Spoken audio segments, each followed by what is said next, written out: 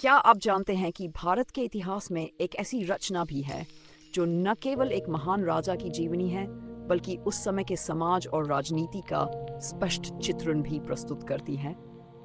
ये ग्रंथ है हर्षचरित, जिसे संस्कृत के प्रसिद्ध विद्वान बाणभट्ट ने लिखा था।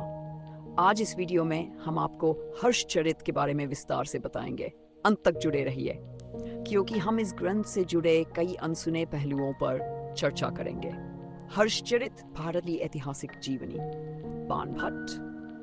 बाणभट्ट 7वीं शताब्दी के एक प्रसिद्ध संस्कृत साहित्यकार थे। सम्राट हर्षवर्धन के राजकवि थे और संस्कृत गद्य साहित्य को नई ऊंचाइयों तक पहुंचाने वाले लेखक माने जाते हैं।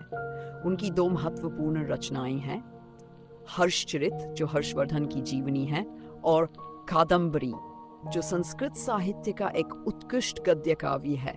बाणभट्ट का लेखन अपनी सुंदर और अलंकारिक भाषा के लिए प्रसिद्ध है, जो संस्कृत साहित्य के गद्य रूप को और भी प्रभावशाली बनाता है।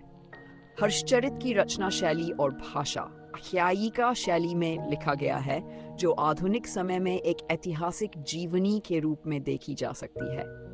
बाणभट्ट की भाषा अत्यंत अलंकारिक और गूढ़ है, जिसमें उपमा, उत्प्रेक्षा, अनुप्रास और श्लेष जैसे अलंकारों का व्यापक प्रयोग हुआ है।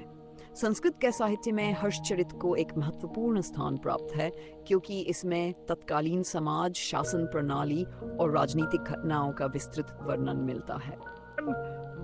हर्षचरित की संरचना और कथा और हर्षचरित 8 उच्छ्वासों में विभाजित है और इसकी कथा 3 मुख्य भागों में विभाजित की जा सकती है। बाणभट्ट का आत्मकथात्मक विवरण। कथा की शुरुआत बाणभट्ट की आत्मकथा से होती है। वे बताते हैं कि उनका जन्म एक ब्राह्मण परिवार में हुआ, उन्होंने शिक्षा ग्रहण की और साहित्य में उनकी रुचि कैसे विकसित हुई। ये भाग महत्वपूर्ण है क्योंकि इससे हमें लेखक की पृष्ठभूमि और उनके दृष्टिकोण को समझने का अवसर मिलता है। समाज और राजनीति का चित्रण। इसके बाद बाणभट्ट तत्कालीन समाज और राजनीति का विस्तृत चित्रण करते हैं। वे धर्म, अर्थव्यवस्था और प्रशासनिक प्रणाली का वर्णन करते हैं, जिससे हमें पता चलता है कि हर्षवर्धन के शासनकाल में समाज किस प्रकार संगठित था।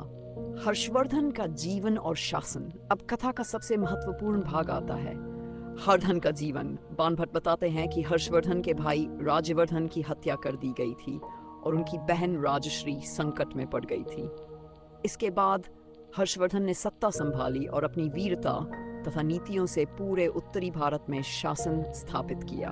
वे एक पराक्रमी और दूरदर्शी शासक थे, जिन्होंने अपने शासनकाल में युद्ध जीते, संस्कृति को समृद्ध किया और जन कल्याणकारी नीतियों को बढ़ावा दिया। हर्षचरित का ऐतिहासिक महत्व। अब प्रश्न उठता है, हर्षचरित का ऐतिहासिक महत्व क्या है? यह ग्रंथ हमें न केवल हर्षवर्धन के शासनकाल की जानकारी देता है, बल्कि उस समय के सामाजिक और प्रशासनिक ढांचे की भी झलक दिखाता है। यह हर्षवर्धन के शासनकाल का एकमात्र समकालीन विवरण है, जो हमें तत्कालीन राजनीतिक और सांस्कृतिक स्थितियों को समझने में मदद करता है। हालांकि ये ध्यान रखना आवश्यक है कि यह एक राजकीय जीवनी है, इसलिए इसमें हर्षवर्धन की उपलब्धियों का कहीं कहीं बढ़ा चढ़ाकर भी वर्णन किया गया है। इस कारण इसे पूर्णतः ऐतिहासिक दस्तावेज के रूप में स्वीकार करना उचित नहीं होगा। निष्कर्ष तो ये थी हर्षचरित की संक्षिप्त कहानी। ये केवल एक राजा की जीवनी नहीं है, बल्कि तत्कालीन भारत का एक ऐतिहासिक दस्तावेज भी है। यदि आप संस्कृत साहित्य और भारतीय इतिहास में रुचि रखते हैं तो इसे अवश्य पढ़ना चाहिए। अगर आपको ये वीडियो पसंद आया हो तो इसे लाइक करें, अपने दोस्तों के साथ शेयर करें और हमारे चैनल को सब्सक्राइब करना भूलें। धन्यवाद। फिर मिलेंगे एक और रोचक ऐतिहासिक विषय के साथ।